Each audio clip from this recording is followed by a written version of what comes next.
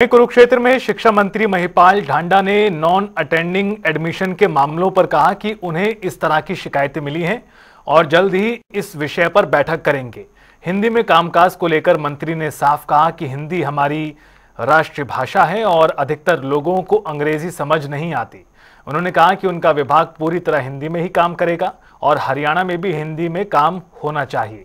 NCERT की किताबों की देरी पर पूछे गए सवाल पर उन्होंने हरियाणा को देश का पहला राज्य बताया जिसने समय पर किताबों के सेट भेजे।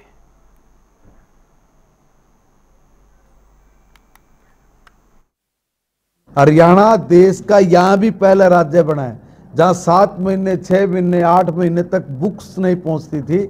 वहां एडमिशन खत्म होने से पहले ही हर जगह बुक भेजी है।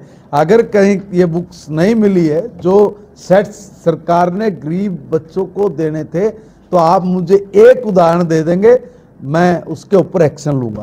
दिए हैं बच्चों को भी सरकार नहीं मंगाई सर मार्केट में। उसके लिए एक बार जरा व्यवस्था हम पूछेंगे, करेंगे। ऐसी कोई बात नहीं होनी चाहिए। अगर फिर भी है, आपने मामला संज्ञान में डाला तो उस पर जरूर मैं एक बार तफ्तीश करूं। और राष्ट्रीय भाषा नहीं, हम लोग इंग्लिश में क्यों काम करेंगे भाई? मुझे इंग्लिश नहीं आती है तो कम आती है, समझ सकता हूं, मगर मैं तो इतना कर सकता हूं। मगर क्या 90% लोग भी इतना भी कर सकते हैं क्या?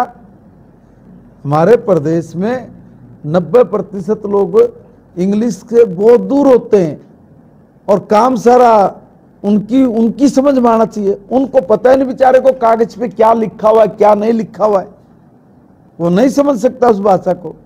हम लोग 5-7% लोगों के लिए 90-95 लोगों के साथ अन्याय नहीं कर सकते। इसलिए मैंने कहा मेरा डिपार्टमेंट टोटल हिंदी में काम करेगा।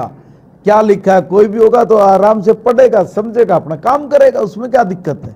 और मैं तो चाहूंगा कि हरियाणा में हर जगह पे हिंदी में काम होना चाहिए।